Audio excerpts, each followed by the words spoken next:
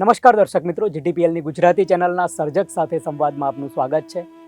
દર્શક મિત્રો, સર્જક એટલે પરમાત્માનું એક એવું એન્ટેના જે પરમાત્માના સંવેદનો ઝીલીને સમાજને કંઈક નોખું અનોખું પ્રદાન કરતા હોય.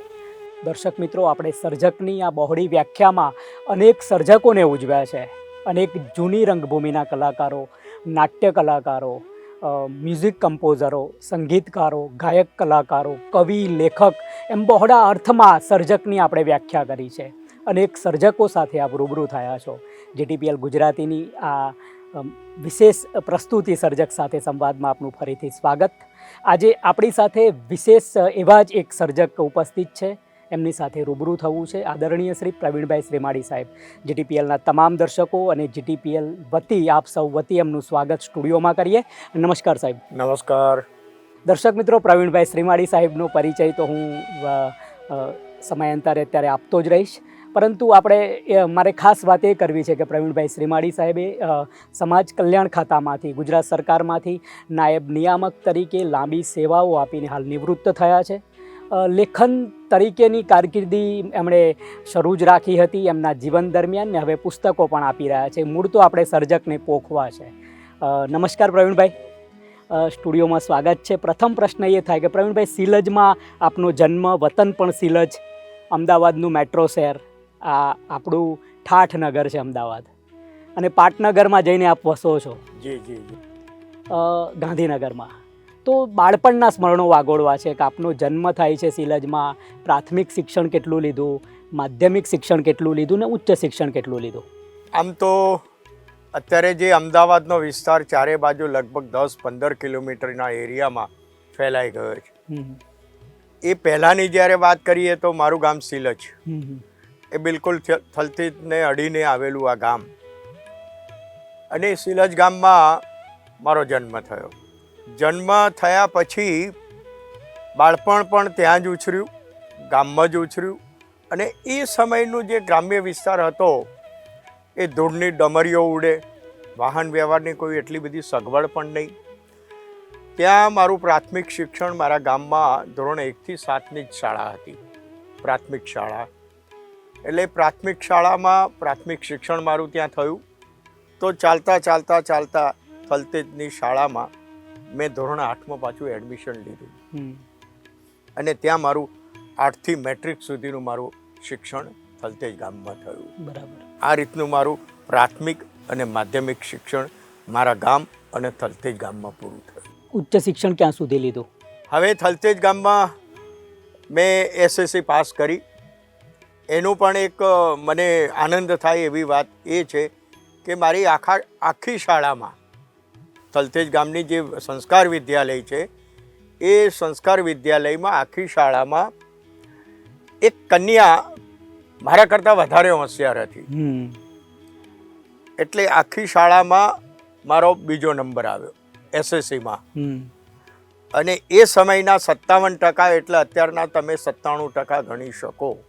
કારણ કે જે પરિસ્થિતિમાં તમે ભણ્યા એ પરિસ્થિતિમાં જો 57% આવે તો આપણા માટે બહુ ગૌરવની. અને મને આનંદ અને ગૌરવ એટલા માટે થાય કે મારા ગામમાં ખબર પડી કે આપણો એક છોકરો છે અને એ માધ્યમિક એસએસસીમાં થલતેજ ગામમાં બીજા નંબરે આવ્યો છે. તો ઢોલ ત્રાંસા નગારાથી મારા ઘર સુધી આવ્યા અને મારું સ્વાગત સન્માન કરેલું. અને હું સિટી આર્ટ્સ કોલેજમાં સ્નાતક થયો, અને મારો વિષય હતો અર્થશાસ્ત્ર. અર્થશાસ્ત્ર સુધી હું સ્નાતક થયો. એટલે મારું પ્રાથમિક શિક્ષણ મારા ગામમાં થયું, માધ્યમિક થલતેજ ગામમાં થયું, અને ઉચ્ચ શિક્ષણ મારું સ્નાતક સુધીનું અમદાવાદ. અગાઉ સ્નાતક પછી અભ્યાસ કર્યો આપે? હા. એટલે હવે એમાં એવું થયું કે એ સમયમાં જેટલા પણ આપણા મિત્રો હોય, અમારી સર્કલના જેટલા પણ હતા, અમારા વર્તુળમાં સાથે ભણતા હતા, એ લોકો મોટાભાગે LLBમાં જાય કે ભાઈ હવે સ્નાતક પછી આપણે LLB કરી દો. એટલે LLBમાં અમે પ્રવેશ મેળવ્યો. પૈસા વધારે ન થાય એટલા માટે હું પોસ્ટકાર્ડમાં અરજી કરતો, અને પોસ્ટકાર્ડથી હું અરજી કરી અને જ્યાં ત્યાં હું રવાના કરી દેતો. એ પુષ્કળની એક અરજીના કારણે આશ્રમ રોડ ઉપર ગુજરાત સરકારનું જાહેર સાહસ Gujarat handicrafts and handloom development corporation, બરાબર. એમાં મારું ઇન્ટરવ્યૂ થયું. એ ઇન્ટરવ્યૂ થયા પછી એ વખતે મારું સિલેક્શન પણ થયું અને હું કારકુનની જોબમાં ગુજરાત હસ્તકલા અને હાથશાળ વિકાસ નિગમમાં એ વખતે જ ગુજરાત સરકારમાં જોડાયા અને એ જ પ્રમોશનથી પછી છે કે પછી નવેસરથી જોબ બીજી શરૂ કરી? એમાં એવું છે કે handicraft and handloom development corporation એ ગુજરાત સરકારનું નિગમ ખરું, પરંતુ એ ગુજરાત સરકારની સહાયથી ગ્રાન્ટથી ચાલતું નિગમ હતું. બરાબર બરાબર. એટલે તમે આમ પ્યોરલી રીતે અત્યારે જો સરકારી ભાષામાં કહેવા જઈએ તો એ તમે સીધા સરકારના કર્મચારી ગણાતા નહોતા, પણ તમે બોર્ડ નિગમના કર્મચારી ગણાતા.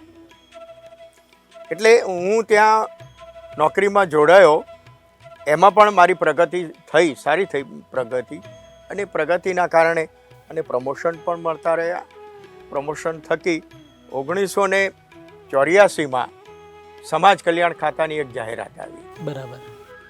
અને એમાં સ્નાતકની લાયકાતવાળા સમાજ કલ્યાણ નિરીક્ષકો, એ વખતે અમે સાદી ભાષામાં જરા આમ સારું લાગે એટલા માટે એને સોશિયલ વેલફેર ઇન્સ્પેક્ટર કહેતા. બરાબર બરાબર. એની જાહેરાત આવી અને જાહેરાતના અનુસંધાને મેં અરજી કરી. એમાં પણ મને ગૌરવ થાય એવી વાત એ છે, આનંદ થાય એવી વાત છે, એ વખતે મારા મા બાપને પણ ખબર નહીં કે મારા દીકરો ક્યાં નોકરી કરે છે. હું હેન્ડીક્રાફ્ટમાં છું, પછી બીજે કંઈક આ પ્રયત્ન કરી રહ્યા છે. સમાજ કલ્યાણ નિરીક્ષકની જાહેરાત આવી, એમાં ઇન્ટરવ્યૂ થયા. અત્યારે જેમ સ્પર્ધાત્મક પરીક્ષાઓ લેવાય છે એવી પરીક્ષાઓ એ સમયમાં નહોતી. એ વખતે તો તમે અરજી કરો અને તમારી લાયકાત હોય તો તમને સીધા ઇન્ટરવ્યૂમાં બોલાવી લે. બરાબર. અને ઇન્ટરવ્યૂમાં પણ મને આજે કહેતા આનંદ થાય છે કે 70 કર્મચારીઓની ભરતી કરવાની હતી, એમાં મારો 3જા ક્રમે સિલેક્શન થયેલું. એટલે હું 84માં સમાજ કલ્યાણ ખાતામાં જોડાયો. અને પછી તો આપ નાયબ નિયામક તરીકે સેવાઓ આપી અને પછી ત્યાંથી નિવૃત્ત થયા. હવે થોડીક વાત બીજી તરફ જઈએ આપણે. પ્રવીણભાઈ, લખવાનો શોખ કઈ રીતે વળગે છે અને પ્રથમ પુસ્તક કયું? બહુ સારો આપનો પ્રશ્ન આવ્યો. હું જે પ્રાથમિક શિક્ષણ લેતો ને એ વખતની પરિસ્થિતિ અને એ પરિસ્થિતિને અનુરૂપ હું મારા પિતાશ્રી મોટા ભાગે એ સમયમાં ગોરપદુ કરતા. ગુરુ બ્રાહ્મણ સમાજમાં અને તો વંશ પરંપરાગત એ વિધિ વિધાન કરતા આવ્યા છીએ. તો મારા પિતાશ્રી ગોરપદુ કરતા અને ગોરપદા માટે જ્યારે પણ જાય, આજુબાજુના ગામ, અમારા ગામ ગરાસમાં ગણાય, એ યજમાનોના ત્યાં જાય ત્યારે મને સાથે લઈ જાય. બરાબર. અને સાથે હું જાઉં એટલે ત્યાં જે એ વખતે જે બધી વિધિ વિધાન થાય, સામાજિક વ્યવહારો થાય, લગ્ન થાય, સગાઈ થાય, સીમંત થાય કે મામેરાની વિધિ થાય, આ બધું એમની સાથે રહેતો ત્યારે હું બધું નિહાળતો, જોતો કે આમાં આ પદ્ધતિ છે, આવી રીતે થાય, આવું બોલાય. મોટાભાગે ગુરુ બ્રાહ્મણ સમાજના જે દોહા, છપ્પા, છંદ, ઓઠા આ બધા કંઠસ્થ હતા. એ બધું સાંભળીને મને પણ એમ થયું કે આ વિષયમાં મારે વધારે રુચિ રાખવી. અને સંસ્કાર ત્યાંથી આવે છે. બિલકુલ. પ્રવીણભાઈ, પ્રથમ પુસ્તક કયું થાય છે? એ મેં જે બધા વિધિ વિધાન જોયા, રીતિ રિવાજ જોયા, એટલે મને એમ લાગ્યું કે મારું કંઈક સર્જન કરવું છે, લખવું છે. આ બધું કંઠસ્થ છે. આજે ડોક્ટર દલપત શ્રીમાળીને આપણે યાદ કરવા પડે.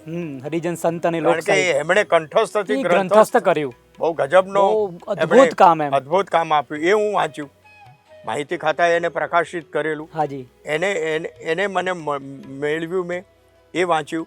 વાંચ્યા પછી મને એમ થયું કે આ બધું જે મોટાભાગે શિડ્યુલ કાસ્ટ, અનુસૂચિત જાતિ, વંચિત, શોષિત વર્ગ, એના પોતાના સામાજિક વ્યવહારો અલગ રીતના છે, જ્ઞાતિ બંધારણો છે. આ બધું જોતા મને એમ લાગ્યું કે આની ઉપર કંઈક લખવું જોઈએ. એટલે 2018માં મેં એક પુસ્તક તૈયાર કર્યું દલિત લોકવિદ્યા. હમ. અને મારે આજે ફરીવાર એમને યાદ કરવા પડે કે ગુજરાત સરકારના એક વખતના કલેક્ટર, અમરેલી કલેક્ટર, જેમણે લાઠીમાં કવિ કલાપી તીર્થ બનાવ્યું, એવા પી.કે. ગઢવી સાહેબ અમારા સમાજ કલ્યાણ ખાતાના નિયામક. છેલ્લે ભાષા નિયામક તરીકે નિવૃત્ત થયા. હા, એટલે એમણે આ બધી મારી પ્રવૃત્તિ જોયા પછી કહ્યું કે નહીં, તમે લખો, તમારામાં ઘણું બધું છે, પણ એને તમે પુસ્તક રૂપે લાવો. અને પછી અને આવી મારી આ પ્રથમ પુસ્તક. હા, કુલ 4 પુસ્તકો થાય છે આપના. બીજું પુસ્તક કયું, ત્રીજું કયું, નામ જાણવા છે? દલિત લોકવિદ્યા પછી મને લખવાનું વધારે રુચિ થઈ. એ પછી દલિત લોકવિદ્યા પછી મારું બીજું પુસ્તક આવ્યું, ગુરુ બ્રાહ્મણ સમાજ અને તુરી બારોટ સમાજની શબ્દ સંપદા. બહુ સરસ. કારણ કે આ સંપદા એટલી બધી પડી છે ગુરુ બ્રાહ્મણ સમાજમાં, તુરી બારોટ સમાજમાં, એટલી બધી સંપદાઓ પડી છે કે દુહા, છંદ, ઓઠા, ઘાવ, સવાખરા, અને આ બધા કંઠસ્થ છે. એટલે મેં થોડું ભ્રમણ શરૂ કરી દીધું. તુરી બારોટ સમાજના આખ્યાનકારો, કવિઓ, એમની મુલાકાત લેવાનું થયું. સુરેન્દ્રનગર સુધી ગયો, કચ્છ સુધી ગયો, વિરમગામ ગયો, અને ત્યાં અમે એમની મુલાકાત લઈને એમની પાસેથી થોડું સાહિત્ય પંપોળ્યું. તો સાહેબ હસ્તલિખિત ઘણું બધું મને મળ્યું, પણ એ કંઠસ્થ હતું અને માત્ર એક પેનથી લખેલું હતું. એટલે એમનું પણ મેં સામગ્રી ભેગી કરી અને ગુરુ બ્રાહ્મણ સમાજ અને તુરી બારોટ સમાજની શબ્દ સંપદા. એ પછી મને એમ થયું કે ગુજરાતમાં એવા ઘણા બધા સંતો થઈ ગયા છે, અને ગુજરાતની જે સંત પરંપરા છે એમાં ઘણા બધા ગુરુ બ્રાહ્મણ સમાજના લોક સંતો છે. તો આવા 27 લોક સંતોની માહિતી મેં ભેગી કરી. બરાબર. આપણે મોટા ભાગે જાણીએ છીએ કે સ્વામી તેજાનંદ, ત્રિકમ સાહેબ, બાલક સાહેબ, લક્ષ્મી સાહેબ, નાનક સાહેબ, આવા સંતો લગભગ મોટા ભાગે પ્રચલિત હતા. પણ એવા પણ ઘણા બધા સંતો મેં શોધ્યા, એમના ઇતિહાસ જોયા કે જેમને આપણે ઉજાગર કરવાની જરૂર હતી. તો એવા બધા ભેગા મળીને 27 સંતોના જીવન ચરિત્ર વિશે મેં ત્રીજું પુસ્તક પ્રકાશિત કર્યું, ગુરુ બ્રાહ્મણ લોક સંતો. અને 2023માં મારું લગભગ 2 વર્ષની મહેનત પછી 2023માં ચોથું પુસ્તક મેં બહાર પાડ્યું. એ હતું ગુજરાતના ગુરુ બ્રાહ્મણ સમાજના જ્ઞાતિ બંધારણ. વાહ, એના માટે બહુ ફરવું પડ્યું હશે આખા ગુજરાત પ્રમાણ. મોટાભાગે સાહેબ અબ્રાહમ લિંકને તો એવું કહેલું લોકશાહી માટે કે લોકોનું, લોકો વડે, લોકો માટેનું જે તંત્ર હોય એ લોકશાહી. તો લોક સાહિત્યમાં પણ એવું જ છે કે લોક સાહિત્યની વ્યાખ્યા પણ એ જ થાય કે લોકોનું, લોકોએ રચેલું અને લોકો માટેનું સાહિત્ય એટલે લોક સાહિત્ય. હવે લોકોએ રચેલું સાહિત્ય હોય, લોકો માટેનું સાહિત્ય હોય, તો તમારે એમના સુધી જવું જ પડે. બિલકુલ જવું પડે. એટલે આ બધું શોધવા માટે, આ બધું ઘરે બેસીને તમે અત્યારે વોટ્સઅપના જમાનામાં કરી શકો ખરા, પણ એમાં જે પ્રાણ રેડાય ને એ લાગણી ના હોઈ શકે. એટલે આપે કહ્યું એમ મારે ઘણા બધા લોકો સાથે મુલાકાત કરવી પડી અને કરી. પ્રવીણભાઈને જમવાનું શું ભાવે? જમવાનું તો આપણું સાહેબ હવે ગુરુ બ્રાહ્મણ સમાજ પરિસ્થિતિ અનુસાર ઘરમાં તો આપણે નથી કહેતા, અને ગુરુ બ્રાહ્મણ સમાજે એક પોતાનો થાળ બનાવ્યો છે, જે મેં મારી આ દલિત લોકવિદ્યામાં પણ છાપ્યો છે. ઇન્સ્ટન્ટ જમવામાં શું ભાવે? આમ મજા આવે. એ થાળ આપણા ભોજન માટેનો જ છે. ભગવાનને જે જમાડવાની વાત કરે છે આપણો સમાજ એ જ છે કે ગયો હતો મજૂરીએ, લાગ્યો તો બહુ થાક, ઉતાવળમાં શું કરું સુંદર શ્યામ, જેવી તેવી મેં તો ભાજી કરી છે, નહીં હોય બરાબર મીઠું કે મરી, હેત લાવે પધારો મારે આંગણે હરી. સાહેબ આપણે તો ભાજીના ખોરાકના માણસો. પ્રવીણભાઈ, ઘરમાં કોણ કોણ છે અને ઘરની હૂંફ કેવી? પ્રવીણભાઈ આ બધું જ કર્યું એમાં. મારા પરિવારમાં 1980 સુધી મારા પિતાના આશીર્વાદ રહ્યા, છત્રછાયા રહી. 2000માં માતુશ્રી સુધી મારા માથા ઉપર હાથ રહ્યો. ખૂબ પ્રેમ મળ્યો મને, અને સૌથી વિશેષ પિતા તુલ્ય મોટા ભાઈ. જો એમણે મને ગાંધીનગર ન લઈ ગયા હોત તો કદાચ હું આટલા સુધી ન પહોંચી શક્યો, કારણ કે એમની નોકરી હતી અને ગાંધીનગર એમની ટ્રાન્સફર થઈ અને હું એમને ત્યાં રહી અને વાંચન લેખન અને બધું કર્યું. એટલે અમારા પરિવારમાં 4 ભાઈઓ 2 બહેનો, એમાં મોટા ભાઈના ખૂબ આશીર્વાદ, આજની તારીખે પણ એ જ પ્રમાણેના અવિરત આશીર્વાદ મળતા રહે. અને ખાસ કરીને શિક્ષિત કન્યા તમારા સાથે સંગાથે હોય તો તમે જે મંજિલ તરફ જવા માગો છો એને વેગ મળે. તો એવા પત્ની મળ્યા અને એ પત્નીના પિતા પણ બહુ સારા એવા લેખક હતા, આધ્યાત્મિક લેખક હતા. પત્નીનો ખૂબ સાથ સહકાર, લખવા બેસીએ સમય થઈ જાય, ઘણું બધું મોડું થઈ જાય, ઘણી વખત જમવાનું ઠંડુ પણ થઈ જાય, પણ એ સમયસર આપણને જગાડે અને કહે કે હવે આગળ. બાળકો કેટલા છે? મારે 3 દીકરી, 1 દીકરી અકાળે અવસાન થઈ, 2 દીકરી છે અને 1 બાબો છે. 2 દીકરી સૌના ઘરે બારે છે અને દીકરો મારી સાથે છે અને એ બાંધકામ લાઈનમાં કામ કરે છે. પ્રવીણભાઈ, વ્યસ્ત તો છો તમે, નિવૃત્ત પછી પણ પ્રવૃત્ત છો, સારી રીતે પ્રવૃત્ત છો, સામાજિક કાર્યોમાં, લેખન પ્રવૃત્તિમાં, અતિ પછાત નિગમમાં પણ ડિરેક્ટર તરીકે 3 વર્ષ રહ્યા. આપણે વ્યવસાયિક પ્રવૃત્તિઓ કરતાં તમારી સર્જનની પ્રવૃત્તિઓમાં મારે વિશેષ વાત કરવી છે. આપ ગર્ગાચાર્ય ભવન માટે પણ આપે અનેક પ્રયત્નો કર્યા. સમય ખૂબ ટૂંકો છે અને આપણે બધી પ્રવૃત્તિઓની વાત કરવી છે. તો આમાં પણ આપે કામ કર્યું. આપે અત્યારે સોશિયલ મીડિયામાં પણ પ્રવૃત્ત છો અને એ રીતે પણ આપ સમાજની પત્રકારત્વ સુધીની વાત સુધીને લઈને આવો છો. આ બધું કરો છો, પ્રવીણભાઈ આ બધું કરે છે, કેવું ફીલ થાય છે? સાહેબ, મેં કહ્યું એ પ્રમાણે હું હેન્ડીક્રાફ્ટ એન્ડ હેન્ડલૂમ ડેવલપમેન્ટ કોર્પોરેશનમાં જોડાયો ત્યારથી મને સામાજિક પ્રવૃત્તિઓ 1980થી માંડીને સામાજિક પ્રવૃત્તિઓમાં ખૂબ રસ પહેલાંથી, અને મારે કંઈક કરવું છે. એટલે એ અરસામાં 1987માં ગુજરાત ગુરુ બ્રાહ્મણ સમાજની રાજ્ય કક્ષાની સંસ્થાની સ્થાપના થઈ. એ સમાચાર મને મળ્યા અને એ સમાચાર મળતા હું એમના સંપર્કમાં આવ્યો અને એ સંસ્થામાં મને પોતાને એમ લાગ્યું કે આ સંસ્થામાં હવે આપણે કંઈક કામ કરીએ, સાથે રહીને કંઈક કરીએ. ત્યારે અમે જરા જોરશોરમાં હતા, અમને કામ કરવાની તમન્ના હતી અને એના કારણે અમે એની અંદર જોડાયા પછી એને વેગવાન બનાવવા માટે પ્રયત્નો કરતાં અમારી સંસ્થાને અને આપણા સમાજને, ગુરુ બ્રાહ્મણ સમાજને એમ લાગ્યું કે ભાઈ આ ભાઈ છે, આટલું સરસ કામ કરે છે, તો એમને કેટલીક જવાબદારી. તો મહામંત્રી તરીકે મને 2 વખત જવાબદારી આપી. મહામંત્રી તરીકે આપણે કામ કર્યું. 99-2000ની વાત કરીએ તો 99-2000માં આપણે ગુરુ બ્રાહ્મણ સમાજના ગર્ગાચાર્ય ભવન માટે સરકારમાં જમીનની માંગણી કરી.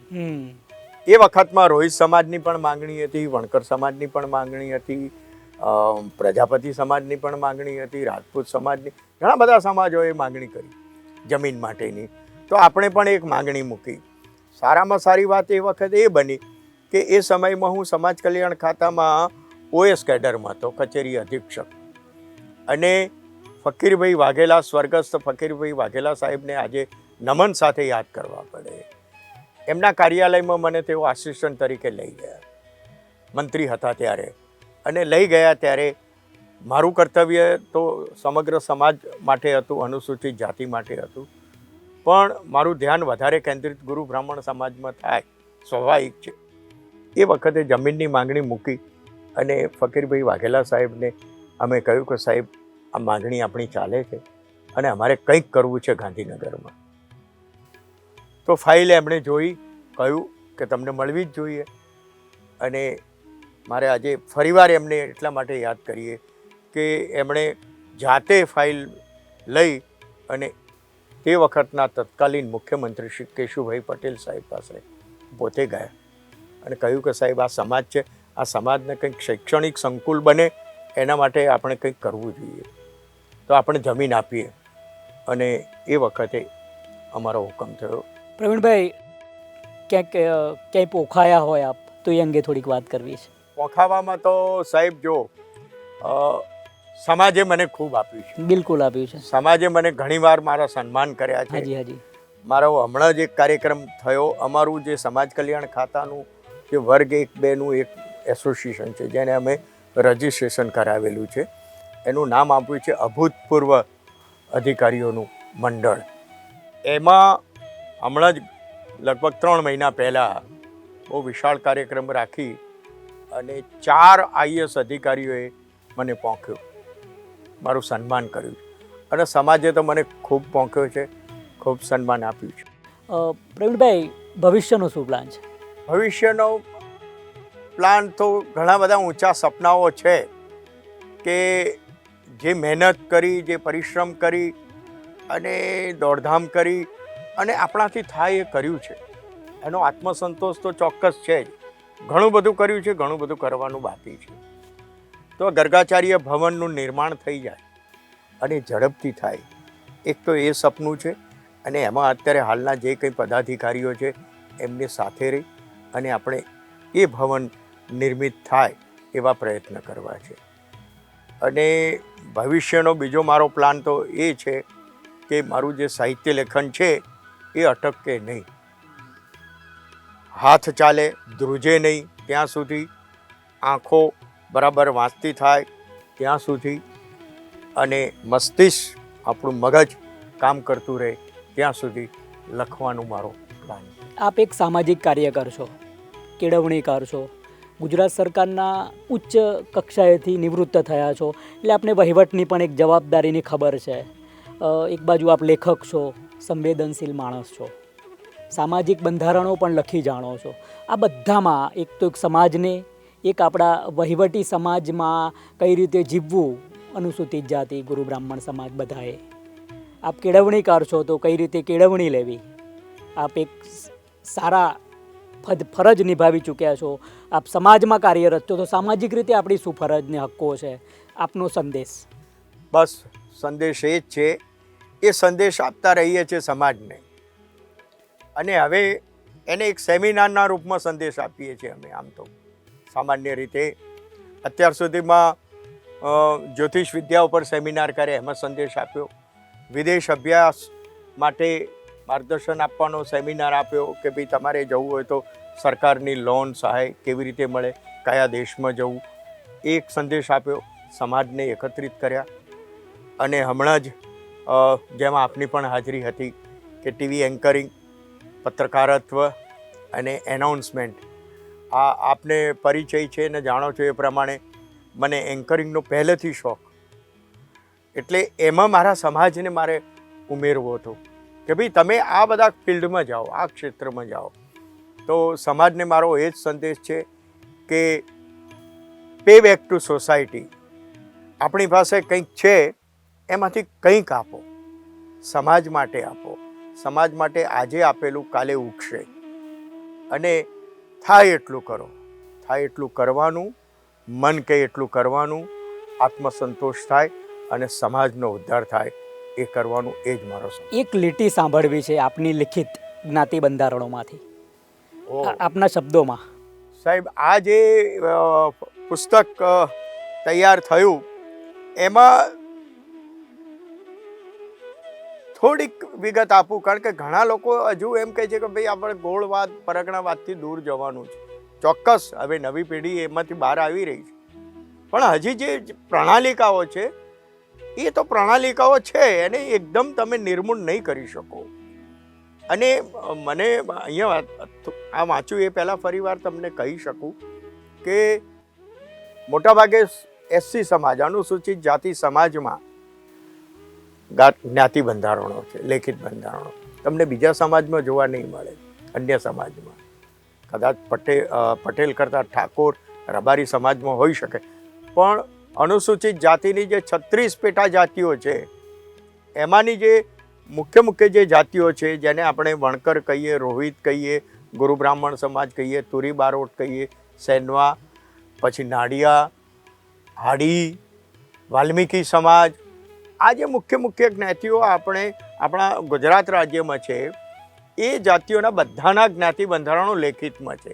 એને મારે આ એકત્રિત સંગ્રહિત કરીને એક બુક બનાવી છે. એનો એક લીટી, ફકરો, એક લીટી જ હું આપને સંભળાવું કે ગુરુ બ્રાહ્મણ સમાજ મોટે ભાગે ભૌગોલિક વિસ્તાર પ્રમાણે અલગ અલગ ગોળ પરગણામાં વહેંચાયેલો છે.